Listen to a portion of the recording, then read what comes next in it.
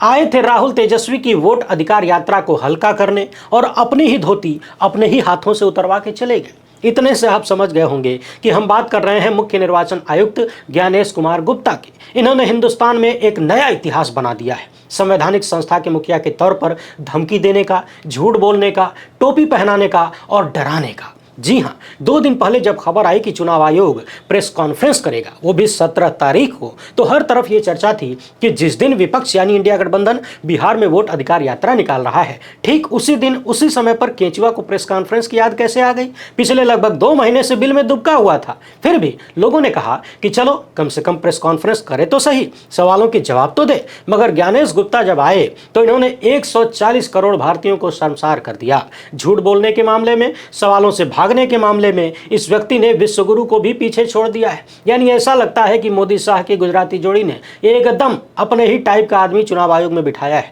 जो सरेआम झूठ बोलकर, जलालतें झेल कर भी दांत चियारते रहता है और लोकतंत्र तथा भारतीय संविधान और भारत की जनता को मुंह चिढ़ाते रहता है। इस वीडियो में हम इसी मामले पर विस्तार से बात करेंगे कि कल की प्रेस कॉन्फ्रेंस में ज्ञानेश कुमार गुप्ता ने कितने सारे झूठ बोले और कितने सवालों से दुम दबा के निकल लिए, कितनी बेहयाई दिखाई और कितनी बेशर्मी से देश का समय खराब करते हुए अपने ही मुंह से अपनी पोल खोलते रहे। इन सब को देखने के बाद आपके मन में भी सवाल उठेगा कि जो चीज पूरा देश देख पा रहा है वो सुप्रीम कोर्ट में बैठे मिलाड लोगों को नजर क्यों नहीं आता। आखिर कौन सा चश्मा लगाकर बैठे। और कल की प्रेस कॉन्फ्रेंस में तो चुनाव आयोग ने ऐसी ऐसी बातें स्वीकार लिया है कि अब कुछ कहने सुनने को बाकी नहीं रह जाता। तो सवाल बनता है कि क्या जब तमाम गलत बातों को ज्ञानेश कुमार खुद ही स्वीकार कर रहे हैं तो इनकी कुर्सी छीनी जाएगी? क्या इनके खिलाफ कार्रवाई होगी? जो आदमी खुलेआम भेदभाव कर रहा है, क्या उस पर कानूनी कार्रवाई नहीं होनी चाहिए? क्या सुप्रीम कोर्ट ज्ञानेश कुमार गुप्ता को सबक सिखाएगा? क्या इन्हें जेल की हवा नहीं खिलानी चाहिए? ये बातें क्यों उठ रही हैं, अभी थोड़ी देर में आपको समझ में आ जाएगा। क्योंकि यूपी के पूर्व मुख्यमंत्री अखिलेश यादव को लेकर ज्ञानेश गुप्ता ने बहुत बड़का वाला झूठ बोला और अब अखिलेश यादव सबूत पेश कर रहे हैं कि देखो चुनाव आयोग तुम झूठा हो। राजनीतिक विश्लेषक योगेंद्र यादव का कहना है कि 40 साल का रिकॉर्ड टूट गया है। और सबसे महत्वपूर्ण बात, भाजपा के ही एक मंत्री अब कहने लगे हैं यूपी के कि कन्नौज में वोट चोरी हुई और इसका फायदा अखिलेश यादव को मिला। तो क्या है ये मामला, इस पर भी बात करेंगे। एक और बात याद दिला दूं, महाराष्ट्र चुनाव को लेकर CSDS के लिए काम करने वाले एक पत्रकार ने, वरिष्ठ पत्रकार ने बहुत बड़ा खुलासा किया है, प्रोफेसर भी हैं, इतना बड़ा आरोप लगाया है, आंकड़े प्रस्तुत किए हैं जिनके आधार पर कथित रूप से सिर्फ ज्ञानेश गुप्ता ही नहीं सैकड़ों हजारों को लपेटा जा सकता है। इस वीडियो को आखिर तक देखिएगा, एक से बढ़कर एक मामले आपको देखने के लिए मिलेंगे और फिर हम सबको मिलकर यह सवाल करना ही पड़ेगा कि इन भ्रष्ट और झूठे अधिकारियों को जेल की सजा क्यों नहीं होनी चाहिए। क्या सुप्रीम कोर्ट में बैठे जजों को ये चीजें नहीं दिख रही हैं? क्या जस्टिस सूर्यकांत फिर से ये कह देंगे कि हमने चुनाव आयोग की प्रेस कॉन्फ्रेंस को नहीं देखा, जैसे राहुल गांधी के प्रेस कॉन्फ्रेंस को कह दिया कि नहीं देखे? टकटकी लगाकर देखिए, हमारे साथ बने रहिए। पहली बार है तो चैनल को सब्सक्राइब करके घंटी बजा दीजिए टन से। हर एक वीडियो को लाइक और शेयर करना जरूरी होता है, तभी आपका चैनल मजबूत होगा। ये सारे काम बिल्कुल फ्री है, 2 सेकंड लगता है, अब ये निपटा लीजिए। इसके अलावा आपको मालूम है कि हम किसी धन्ना सेठ या राजनीतिक दल के दम पर नहीं चलते, तभी इन मुद्दों पर खुलकर बात हो पाती है जिन्हें छुपाने के लिए गोदी मीडिया को पैदा किया गया है, इतना मजबूत किया गया है। कल की प्रेस कॉन्फ्रेंस में ही देखने को मिला कि स्वतंत्र पत्रकार और कुछ एक संस्थाओं के पत्रकारों ने ही अच्छे सवाल पूछे, कड़वे सवाल पूछे। बाकी ऐसे सवाल कई बार पूछे गए जिनके पूछने का कोई तुक नहीं बनता था। यानी जब एक से बढ़कर एक गंभीर मसले चल रहे हों तब आप बेहद हल्की बात करें और ऐसा सवाल करें जिसका जवाब मिले न मिले उसका कोई फर्क नहीं पड़ता, तो यही तो गोदीगिरी है। यहीं से तो ज्ञानेश गुप्ता जैसों को ताकत मिलती है झूठ बोलने की, 140 करोड़ के हिंदुस्तान को टोपी पहनाने की। हमारा काम पसंद आता हो तो इस QR कोड या फिर मोबाइल नंबर का प्रयोग करते हुए जो भी हो सके आर्थिक सहयोग भेजने का प्रयास जरूर करें, ताकि जो सवाल दबाए जा रहे हैं वो लगातार हम लोग उठाते रहें। अब मैं ज्ञानेश कुमार गुप्ता के प्रेस कॉन्फ्रेंस में किए गए दावों, निराधार बातों और तथ्यात्मक झूठ को आपके सामने प्रस्तुत कर रहा हूं। गिनती करना आपका काम है और टोटल गिनती करके कमेंट बॉक्स में बताइएगा कि इस आदमी ने कितना झूठ बोला है, कितना भरमाया और कितनी चीजों को छुपाया है तथा कितने सवालों का जवाब नहीं दिया। अभी बता देता हूं, महाराष्ट्र में वोटरों को लेकर जो खुलासा हुआ है उसको जरूर देखिएगा, खोपड़ियां घूम जाएगी। ज्ञानेश कुमार ने 1 घंटे से भी ज्यादा समय तक प्रेस कॉन्फ्रेंस करते हुए खूब सारी बकैती की। एक ही बात को, लिखे हुए नियमों को कई बार दोहराया और गलत तरीके से दोहराया। साफ साफ कोशिश नजर आ रही थी कि प्रेस कॉन्फ्रेंस खूब लंबी हो जाए, सवालों का जवाब भी न देना पड़े, सवालों से भागने का मौका मिलता रहे। ज्ञानेश गुप्ता से स्पष्ट शब्दों में पूछा गया था कि राहुल गांधी ने जब कर्नाटक के महादेवपुरा विधानसभा क्षेत्र में 1 लाख से अधिक वोटों के चोरी का आरोप लगाया तो आप उनसे हलफनामा मांग रहे हैं। लेकिन भाजपा सांसद अनुराग ठाकुर ने रायबरेली, वायनाड, डायमंड हार्बर, कन्नौज में वोटर लिस्ट में गड़बड़ी का आरोप लगाया था। प्रियंका गांधी, अभिषेक बनर्जी और अखिलेश यादव से इस्तीफा मांगा था। तो फिर अनुराग ठाकुर से हलफनामा क्यों नहीं मांग रहे? इस सवाल का कोई जवाब ज्ञानेश गुप्ता के पास नहीं था। उन्होंने जवाब ही नहीं दिया। इनसे पूछा गया कि बताइए, बिहार में कितने गणना प्रपत्र दस्तावेजों के साथ जमा किए गए, कितने विदेशी मिले जिनको निकालने के नाम पर आप लोग ये एसआईआर लेकर आए थे, सही ठहरा रहे थे? इन सवालों का भी कोई जवाब नहीं दिया गया। कहने लगे कि अभी 15 दिन बाकी है, जो विदेशी मिलेगा उसका वोटर कार्ड नहीं बनेगा। मगर इन्होंने ये नहीं बताया कि 15 दिन जो बीत गए उसमें एक को मिला कि नहीं। इनसे पूछा गया कि एसआईआर के नाम पर क्या एनआरसी हो रही है, यानी राष्ट्रीय नागरिक रजिस्टर लागू किया जा रहा है? इस सवाल का जवाब भी इस व्यक्ति ने नहीं दिया। अब आप सोच रहे होंगे कि जब सरेआम सवाल किया जाता है तो ये लोग सवालों से बच कैसे जाते हैं। दरअसल होता यह है कि एक एक सवाल और एक एक जवाब नहीं चलता है। यहाँ पे बड़ा तगड़ा जुगाड़ केंचुआ ने लगाया है। 5 पत्रकारों से सवाल लिए जाते हैं। 5 पत्रकार जब खड़े होते हैं सवाल पूछने के लिए तो कोई 1, कोई 2, कोई 3 सवाल पूछ लेता है। ऐसे में सवालों की संख्या 8-10 की हो जाती है लगभग। और होता यह है कि इन 8-10 सवालों में जो सवाल इनकी मर्जी के होते हैं उस पर गोल गोल घुमा के जवाब दे दिया जाता है। जिन सवालों के जवाब देने में नानी याद आती हैं उन सवालों को धीरे से छोड़ दिया जाता है। और यदि बीच में कोई टोक दे कि अरे हमरे सवालवा का जवाब दे दीजिए साहब, तो माइक पकड़कर दूसरा बगल में खड़ा आदमी कह देता है कि अभी आपका सवाल ले लेंगे, थोड़ी देर में ले लेंगे। यानी बचने का, भागने का, चोरी छिपे निकलने का बहुत तगड़ा जुगाड़ है इनके पास। कहते हैं कि थोड़ी देर बाद आपका जवाब दे देंगे। कल भी हुआ, कहा कि थोड़ी देर में आपका जवाब देंगे, मगर जवाब नहीं दिया। अब जरा सोचिए, एक बार में 7-8 सवाल लेने का मतलब क्या है? तुम एक सवाल का एक जवाब बारी बारी से क्यों नहीं देते? तो इसे ऐसे समझिए कि मान लीजिए एक पत्रकार ने खड़े होकर एक सवाल कर लिया और तुरंत जवाब देना है, तब तो मामला फंस जाएगा ना, केंचुआ फंस जाएगा। फंसने के चांसेस ज्यादा हैं। इसलिए इकट्ठे ढेर सारा सवाल लो, उसी में कुछ का जवाब दे दो, बाकी गोल गोल गोल गोल ऐसे ऐसे घुमा दो और काम खत्म हो जाएगा। इस आदमी ने घंटे भर से ज्यादा प्रेस कॉन्फ्रेंस किया, खूब बकैती की, लेकिन सवालों के जवाब नहीं दिया। उल्टे राहुल गांधी को 7 दिन का अल्टीमेटम दिया कि शपथ लीजिए या फिर देश से माफी मांगिए, तीसरा ऑप्शन नहीं है। तो आइए बारी बारी से इनकी कलई खोलते हैं। ज्ञानेश गुप्ता ने राहुल गांधी से हलफनामा मांगते हुए निर्वाचन पंजीकरण नियम 1960 के नियम 20(3)(b) को बार बार दोहराया और कहा कि इसको कई बार दोहराया। मुझे लगता है कम से कम 5-6 बार इस व्यक्ति ने इसका नाम लिया, इस नियम का नाम लिया, और कहा कि केवल एक ही उपाय है, आप इस नियम के तहत शपथ दीजिए। मगर दवायर ने तमाम विशेषज्ञों के हवाले से लिखा कि जो नियम ज्ञानेश कुमार गुप्ता बता रहे हैं उसके दायरे में राहुल गांधी आते ही नहीं है। जानते हैं क्यों? क्योंकि ये नियम संशोधन प्रक्रिया के बाद ड्राफ्ट रोल तैयार करने के बाद उठाए गए दावों और आपत्तियों पर लागू होता है। यानी जैसे अभी एसआईआर चल रहा है, ड्राफ्ट लिस्ट आई है, अभी अगर कोई आरोप लगाए तब यह नियम लागू होता है हलफनामा देने वाला। जबकि राहुल गांधी ने 2024 के लोकसभा चुनाव में गड़बड़ी का आरोप लगाया है, अभी के नहीं, 2024 के, और वो चुनाव लगभग 1.5 साल पहले हो चुका है। तो ये नियम उन पर लागू ही नहीं होता। यानी जिस नियम का हवाला देते हुए ज्ञानेश कुमार धमकी दे रहे हैं उस नियम की जानकारी इस व्यक्ति को खुद नहीं है और सवालों से बचने के लिए विपक्ष के नेता को धमकी दे रहा है। अब जरा सोचिए, जो व्यक्ति अपनी ही संस्था के नियम के बारे में जानकारी न रखता हो या झूठ के आधार पर देश की सबसे बड़ी विपक्षी पार्टी के सबसे महत्वपूर्ण नेता और नेता प्रतिपक्ष को सरेआम धमकी दे रहा हो, उस व्यक्ति से आप लोकतंत्र की किस मजबूती की कल्पना कर सकते हैं? आगे सुनिए। वरिष्ठ पत्रकार परंजय गुहा ठाकुरता ने बड़ी बेबाकी से सवाल कर दिया कि आपको एसआईआर कराने की इतनी जल्दबाजी क्यों है, जबकि बिहार में खराब मौसम है, बाढ़ के हालात। इसके जवाब में ज्ञानेश कुमार ने कहा कि साल 2003 में भी एसआईआर हुआ था, वो भी 14 जुलाई से 14 अगस्त के बीच, तब भी ये सफल रहा और अब भी सफल है। मगर इस व्यक्ति ने यह नहीं बताया कि साल 2003 में बिहार में नवंबर महीने में चुनाव नहीं होने वाले थे। यानी साल 2003 में जब जुलाई अगस्त में एसआईआर हुआ, जुलाई में शुरू हुआ, तो उसके बाद 2 महीने बाद चुनाव नहीं था बिहार में, क्योंकि मार्च 2000 में नीतीश कुमार की सरकार चली गई थी, राबड़ी देवी ने मुख्यमंत्री का पद संभाला था और साल 2005 तक वो सत्ता में रही। यानी ज्ञानेश कुमार ने आधी बात बताया और आधी घोंट गए। वैसे आरजेडी ने यह भी आरोप लगाया था कि उस बार एसआईआर का कार्यक्रम लगभग 1 साल तक चला था, परंतु कुल मिलाकर सवाल यह है कि 2003 में तो बिहार में विधानसभा के चुनाव नहीं थे, कोई जल्दबाजी नहीं थी, लेकिन इस बार तो चुनाव होने वाला है ना, चुनाव से ठीक पहले इतना बड़ा कार्यक्रम क्यों? क्या इमरजेंसी है ज्ञानेश गुप्ता जी? यानी ज्ञानेश कुमार ने यहां पर आधा सच बताया, साथ ही साथ एक और बड़ी सच्चाई छुपा ले गए कि साल 2004 में जब एसआईआर चल रहा था तो उस समय उसी साल के अंत में अरुणाचल और महाराष्ट्र में विधानसभा के चुनाव होने वाले थे और चुनाव आयोग ने इन दोनों राज्यों में एसआईआर नहीं करवाया, रोक दिया। जानते हैं क्यों? क्योंकि उसने कहा कि इस साल के अंत में चुनाव है, हड़बड़ी हो जाएगी और हड़बड़ी में गड़बड़ी हो जाएगी। ये बात भी ज्ञानेश कुमार ने छुपाया, क्योंकि चुनाव आयोग अगर अपनी ही इस बात को बताता तो बिहार में फंस जाता, क्योंकि तब तो साल के अंत में होने वाले चुनाव को मद्देनजर रखते हुए एसआईआर को 2 राज्यों में रोक दिया गया और अब चुनाव को मद्देनजर रखते हुए ही SIR करवाया जा रहा है बिहार में। गिनती करते रहिए इस आदमी ने कितना झूठ बोला, कितनी आधी बातें बोली और कितना छुपाया।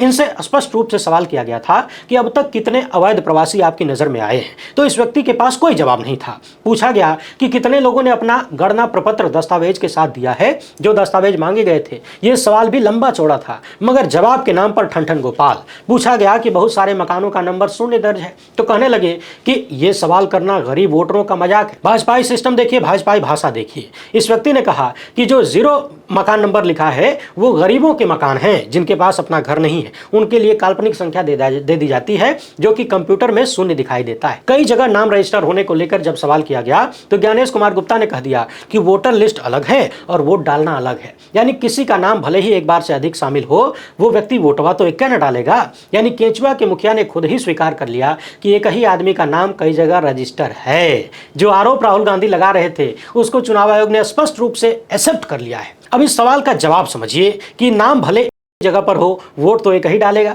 जबकि ये पूरा खेल ही वही है कि एक आदमी कर्नाटक में भी रजिस्टर है, यूपी में भी है, महाराष्ट्र में भी है। तो जो मूविंग वोटर का आरोप लग रहा है, क्या ये नहीं हो सकता कि जगह जगह इसीलिए रजिस्टर किया गया हो? जब यूपी में चुनाव होगा तो वही आदमी यूपी में जाके वोट डालेगा, कर्नाटक में होगा तो वहां डालेगा, MP में होगा वहां डालेगा, महाराष्ट्र में होगा वहां डालेगा। वैसे भी पिछले दिनों राहुल गांधी ने जो प्रेस कॉन्फ्रेंस किया था उसमें उन्होंने बाकायदा शकुन रानी का उदाहरण दिया था और यह भी पता चला कि इस महिला ने 2 बूथों पर वोट दिया था। यानी स्पष्ट रूप से ज्ञानेश कुमार पकड़े गए झूठ बोलते हुए कि वोटर लिस्ट में नाम चाहे जितनी बार हो, वोटवा 1 बार डाला जा सकता है। आपने भाजपा नेता के बेटे का वो वीडियो भी देखा होगा जिसमें वो बार बार मशीन दबाकर वीडियो बाकायदा उसने फेसबुक पर लाइव किया था। इसके अलावा हाल ही में एक पत्रकार से एक बुजुर्ग ने वोट देने के बाद बाहर आकर कहा कि बहुत बढ़िया स्टाफ था, हम अकेले वोट मार के आए हैं भाजपा को, हम हिंदू न हैं। अब आप सोचिए कि ज्ञानेश कुमार किस तरीके से झूठ बोल रहे हैं। आप एक बार फिर से राहुल गांधी द्वारा शेयर किया गया ये PPT देख सकते हैं और यहां पर बाकायदा दिखाया गया कि संभवतः वोट डाला गया, उसी महिला ने डाला या फिर किसी और ने डाला, ये पता नहीं है। यानी 2 जगह अगर वोटर ID है तो वोट तो पड़ा। ज्ञानेश गुप्ता धमकाने लगे कि कोई PPT शेयर करके अगर चाहता है कि हम डर जाएंगे तो ये नहीं होगा। यानी ऐसा लग रहा है कि चुनाव आयोग नहीं बल्कि कोई माफिया कुर्सी पर बैठ के देश की जनता और विपक्ष को धमकी दे रहा है। इन्होंने सीधे सीधे राहुल गांधी पर गलत आंकड़े प्रस्तुत करने और गलत विश्लेषण का आरोप लगा दिया। अब लोग सवाल कर रहे हैं कि क्या ज्ञानेश कुमार गुप्ता हलफनामा देंगे कि राहुल गांधी ने गलत आंकड़े दिए हैं। हालांकि प्रेस कॉन्फ्रेंस में इस व्यक्ति ने यह भी स्वीकार किया कि राहुल गांधी जो दिखा रहे थे वो दस्तावेज हम ही ने दिया था। तो सवाल यह है कि यदि राहुल गांधी झूठा आरोप लगा रहे हैं तो ज्ञानेश कुमार उनके खिलाफ कार्रवाई काहे नहीं करते? और कार्रवाई करने से पहले जो PPT दिखाकर, आंकड़े दिखाकर राहुल गांधी ने आरोप लगाया था, उन आंकड़ों को उसी तरह से PPT दिखाकर, हे ज्ञानेश गुप्ता आपने भी सफाई क्यों नहीं दी? सवालों से भागने की जरूरत क्यों पड़ रही है? अब एक और भयंकर वाला झूठ देख लीजिए। ज्ञानेश कुमार बार बार हलफनामा रो रहे हैं और जब इनसे पूछा गया कि अखिलेश यादव की पार्टी ने 18,000 शपथ पत्र आपको दिए, उस पर क्या कार्रवाई हुई? BJD ने भी वोटर लिस्ट में गड़बड़ी के आरोप लगाए थे, उस पर क्या कार्रवाई हुई? तो ज्ञानेश कुमार गुप्ता ने सीधे सीधे झूठ बोल दिया। जी हाँ, इस व्यक्ति ने स्पष्ट रूप से झूठ बोल दिया कि किसी ने कोई हलफनामा नहीं दिया और खाली पत्र लिखने से हम कार्रवाई नहीं कर सकते। तभी इसके बाद अखिलेश यादव ने बाकायदा सबूत सामने रखा और लिखा कि जो चुनाव आयोग ये कह रहा है कि हमें यूपी में समाजवादी पार्टी द्वारा दिए गए एफिडेविट नहीं मिले, वो हमारे शपथ पत्रों की प्राप्ति के प्रमाण स्वरूप दी गई अपने ही कार्यालय की पावती को देख ले। इस बार हम मांग करते हैं कि चुनाव आयोग शपथ पत्र दे कि ये जो डिजिटल रसीद हमको दी गई है, भेजी गई है, वो सही नहीं है। नहीं तो चुनाव आयोग के साथ साथ डिजिटल इंडिया भी शक के घेरे में आ जाएगा। यानी अखिलेश यादव ने पावती पत्र दिखाते हुए, जैसे कि आप एफिडेविट जमा करते हैं तो आपको पावती पत्र मिलता है, वो पावती पत्र शेयर करते हुए लिखा है कि अब ज्ञानेश कुमार यानी चुनाव आयोग हलफनामा दे कि ये जो रसीद उसने दिया है वो सही नहीं है या फिर सही है। आप भी इन पावती पत्रों को ध्यान से देख लीजिए, साल 2022 के हैं, यानी विधानसभा चुनाव के बाद के। यानी सीधे सीधे ज्ञानेश गुप्ता 140 करोड़ की आबादी वाले देश से झूठ बोल रहे हैं। क्या इतना झूठा आदमी ऐसी कुर्सी पर बैठेगा, इसकी कल्पना आपने किया था? एक अन्य पोस्टर शेयर करते हुए अखिलेश यादव ने लिखा कि समाजवादी पार्टी ने वोट डकैती के 18,000 शपथ पत्र चुनाव आयोग को दिए और कार्रवाई किसी पर नहीं हुई, 0 कार्रवाई। इसके साथ ही इन्होंने बाकायदा स्टैंप लगा हुआ दस्तावेज भी प्रस्तुत किया। अब जरा सोचिए, जिसके स्पष्ट सबूत सामने हैं, सबके सामने हैं, उसे लेकर भी केंचुआ झूठ बोल रहा है, वो भी प्रेस कॉन्फ्रेंस में, और सवाल करने वालों से कहता है कि सबूत दीजिए। अखिलेश यादव ने जो सबूत प्रस्तुत किए उसे लेकर राहुल गांधी का कहना है कि वोट चोरी को छिपाने के लिए हलफनामा एक हथियार बस है और कुछ नहीं। 4 दशक से भारत के चुनाव पर पैनी नजर रखने वाले योगेंद्र यादव का कहना है कि चुनाव आयोग ने दिखावटी प्रेस कॉन्फ्रेंस किया, लेकिन पूछे गए सवालों के जवाब नहीं दिया। और जिन 10 सवालों के जवाब नहीं दिया वो इस तरह से: एसआईआर करने से पहले राजनीतिक दलों से परामर्श क्यों नहीं किया? चुनावी साल में एसआईआर कराने की जरूरत क्यों पड़ गई? ये तो चुनाव आयोग के अपने ही दिशा निर्देश का बिहार में स्पष्ट उल्लंघन क्यों किया गया? बाढ़ के बीच बिना किसी सूचना या तैयारी के बिहार में इस आयोजन की इतनी जल्दबाजी क्यों थी? बिहार में एसआईआर के दौरान कितने मतदाता जोड़े गए? ध्यान रखिएगा, 65 लाख हटाए गए इसकी बात तो चुनाव आयोग ने बताई है, लेकिन कितने जोड़े गए इसका पता नहीं है। लोग ये भी संदेह कर रहे हैं कि हो सकता है 65 लाख ही नहीं, बहुत ज्यादा हटाए गए हों और कुछ जोड़ दिए गए हों, इसके बाद ये संख्या 65 लाख की आई हो। इस बात को ध्यान रखिए, एक बार फिर से दोहराता हूं, लोग ये भी संदेह कर रहे हैं कि हो सकता है 65 लाख नहीं, 1 करोड़ से ज्यादा लोगों के नाम हटाए गए हों, या फिर जो भी हो ज्यादा हटाए गए हों, लेकिन लाखों की संख्या में जोड़कर उसको थोड़ा सा कम करके 65 लाख दिखाया गया हो।